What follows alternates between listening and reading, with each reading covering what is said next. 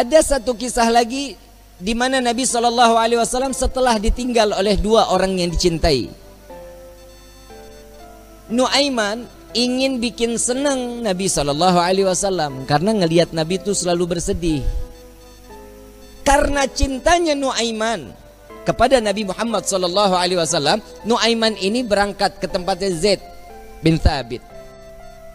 Sayyidina Zaid jual kambing, diminta sama Nuaiman, ya Zaid, saya ambil kambingnya 2, saya mau hadiahin ke Nabi katanya. Oh iya silahkan kata Zaid. Duitnya mana Nuaiman? Duitnya nanti minta sama Nabi. Ini kira-kira yang begini kalau kita ketemu kita apain nih orang? Dibawain 2 ekor sama Zaid yang nganterin, bukan Nuaiman yang bawa.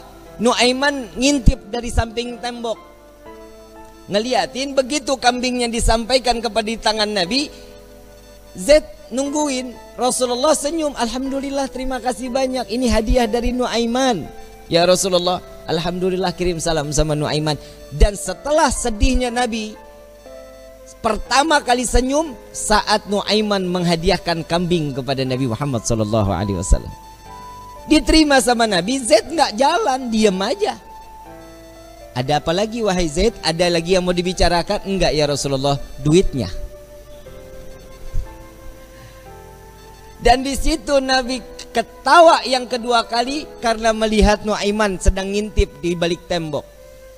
Nabi bayar kambing tersebut dengan niat Nuaiman bukan orang yang punya. Karena cintanya Rasulullah kepada Nuaiman, Nuaiman dapat sesuatu kedudukan terhormat di hadapan Allah.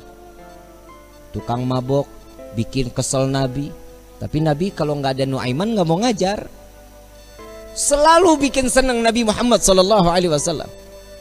Satu waktu saat setelah Nuaiman wafat, Rasulullah yang mandiin, Rasulullah yang kafanin, Rasulullah yang masuk ke liang lahat. Kebayang kita, tangan Rasulullah SAW memegang jasad seseorang, sudah pasti jasad tersebut diharamkan masuk ke dalam api neraka.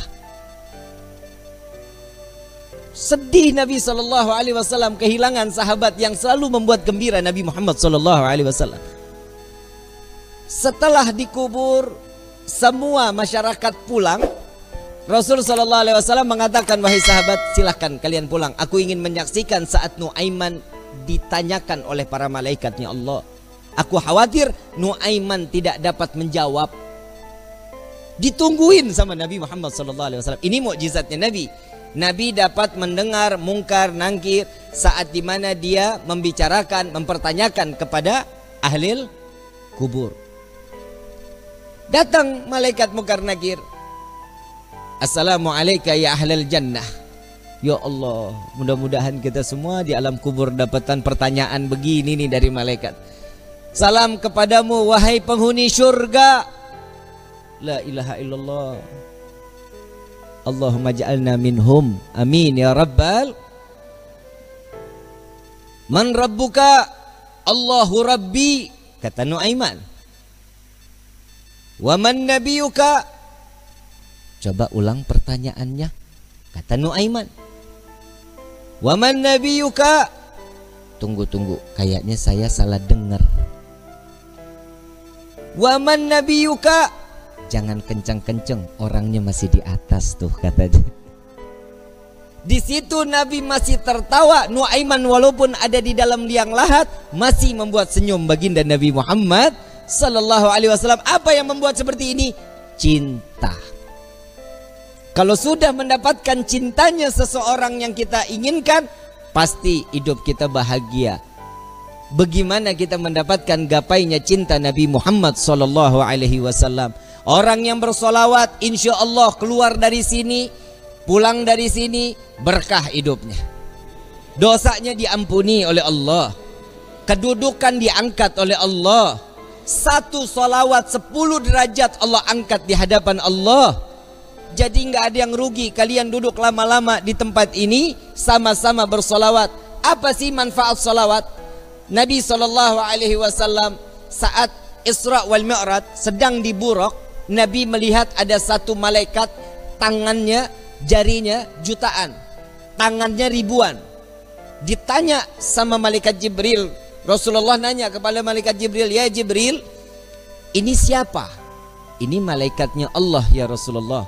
"Apa tugasnya?" "Tugasnya dia menghitung butiran air hujan dari zaman Nabi Adam sampai akhir zaman.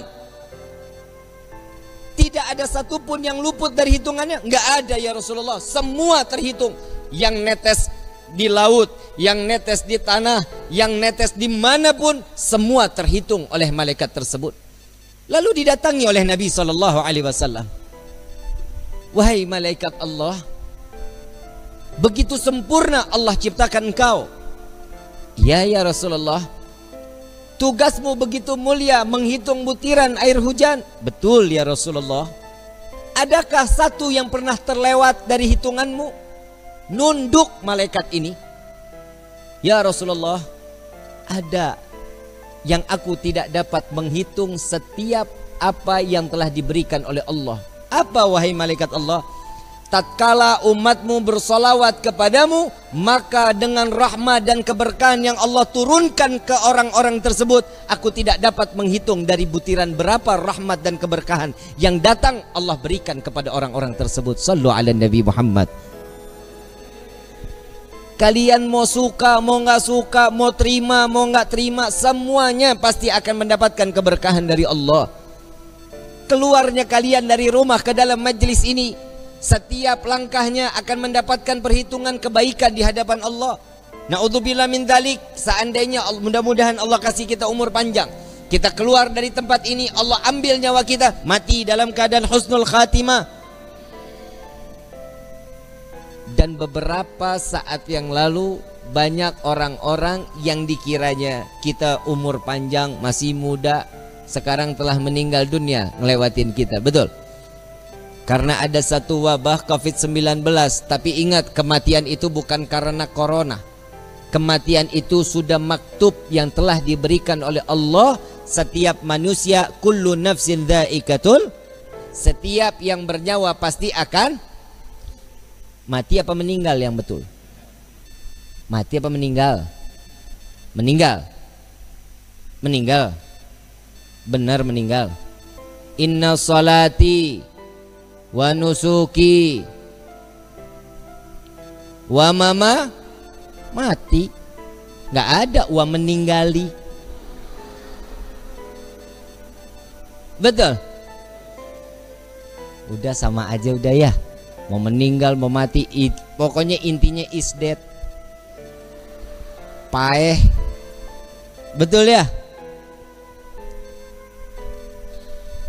Ujian yang Allah berikan kepada kita berupa corona, inilah dimana Allah akan tingkatkan keimanan seseorang. Imannya tersebut naik atau turun. Nah ini tergantung nih. Ini kan musibah. Ada di perorangan mendapatkan itu berupa ujian atau itu berupa azab. Bib, siapa yang mendapatkan azab? Mereka yang tidak dekat dengan Allah, mereka yang jauh dari Allah, mereka yang tidak beribadah kepada Allah. Ini adalah salah satu contoh azab baru di dunia. Rezeki seret, benar. Kerja di PHK, betul. Coba lihat orang-orang yang mendapatkan ujian berupa ini, ujian dari Allah, ini paling senang. Kenapa? Tatkala dia dekat dengan Allah, orang yang mendapatkan ujian pasti ada kelas di mata Allah. Kalau dia ada kelas di mata Allah, berarti akan ada kenaikan derajat di sisi Allah. Nah tinggal diri kita nih, diri kita dapatnya nih berupa ujian atau azab buat diri kita nih.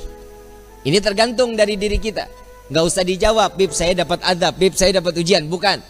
Tapi ayo introspeksi diri, sampai di mana ketaatan kita kepada Allah. Coba sekarang, kan dari kemarin-kemarin sholat Jumat libur, betul ya. Tapi di sini nggak libur, jalan terus, nggak ada corona. Alhamdulillah, ada orang juga yang nyaut, Bib, Giliran saya mau sholat, masjid ditutup.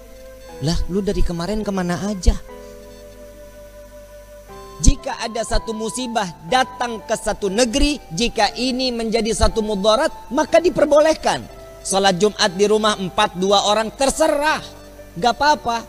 Ini diperbolehkan. Tapi jangan coba-coba. Kalau seandainya ini cuman hanya penipuan atau ini sebuah satu kezaliman, maka yang tanggung itu bukan diri kita. Yang nanggung siapa? Urusan mereka yang memberikan satu kebijakan. Jadi kita sami'na wa ata'na aja, ikutin aja bagaimana kisarannya Allah udah memberikan seperti ini. Dari manusia-manusia yang sekiranya dia lalai kepada Allah, membuat kita nggak bisa ibadah kepada Allah, urusan dia dosanya kepada Allah. Kita tinggal ikutin aja. Tapi mudah-mudahan semua kita dipanjangkan umur oleh Allah Subhanahu wa taala. Mudah-mudahan wabah corona diangkat oleh Allah. Jika wabah corona ini adalah pasukan Allah yang Allah turunkan ke dunia untuk menyadarkan setiap hambanya, maka insya Allah ya Allah selesaikan semua tugas-tugas mereka. Amin ya rabbal alamin.